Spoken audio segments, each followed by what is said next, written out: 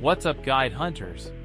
Boss battles are some of the biggest progression checks you'll face in Evomon, and each new island brings a much stronger challenge than the last. If you're struggling with a specific boss or simply want to prepare before every fight, this guide will help you choose the right team and avoid common mistakes.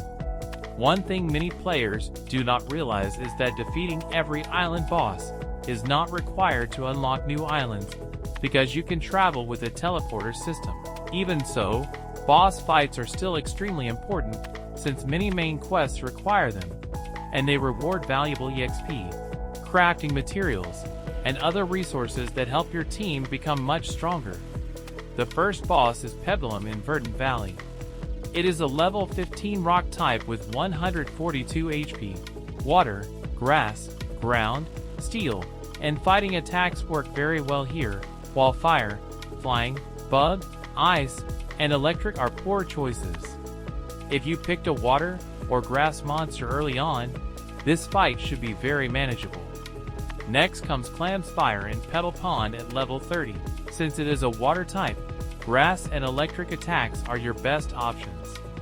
After that, you'll face Pixie in Lava Crag at level 45. This fire type is much easier if you bring strong water attackers, although rock and ground also work well. Amber Acres introduces Dadenimp at level 60. This grass type becomes stronger every time you attack, because it gains additional defense and speed. That means you should end the fight as quickly as possible with fire, flying, bug, poison, or ice attacks instead of letting the battle drag on. Glassatadal waits for you in Shiver Snows at level 75. Fire, rock, steel, and fighting deal the most damage, but there is another mechanic you need to remember. The boss gradually builds resistance to elements you repeatedly use, and it is completely immune to poison and paralysis. Switching between different attack types makes this battle much easier. Ballcrest is one of the most dangerous bosses in the game. You'll find it on Raven Ridge at level 90 with both electric and flying elements. Rock, electric, dark, ground, and light attacks are effective, but you also need to defeat it quickly because it receives buffs every turn and becomes much stronger as the battle continues. Later bosses continue adding more difficult mechanics. Sundercreen in Flying Territory has an enormous 2000 HP pool, making raw damage the biggest challenge. Tinkort in Silent Sands reduces the effectiveness of repeatedly using the same move, while Frostseer in Crystal Cascade also gains resistance against repeatedly used elements. Bringing multiple damage types is the safest strategy for both fights. Chitaladin in Canyon Oasis lowers your team's defense and speed every turn, so finishing the battle quickly is very important. Dipark in Mirkwood constantly applies poison throughout the fight, making healing items extremely valuable. Starmuse in Netherland is unique because it takes increased damage during the first 3 turns, so open the battle with your strongest attacks instead of saving them for later. The final 2 island bosses are incredibly powerful. Spikeamane in Rocky Ridge gains buffs every turn and is completely immune to status effects, so focus entirely on dealing damage.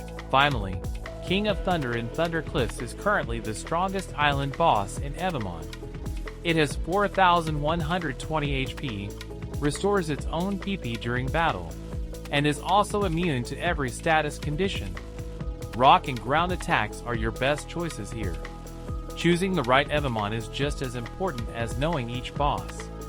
Lava Rock is one of the strongest boss killers thanks to Fatal Rebound, which reflects about 1.7 times the damage it receives back to the attacker. Since bosses hit very hard, this ability can deal incredible damage, while Sandstorm Eruption continues damaging the boss every turn.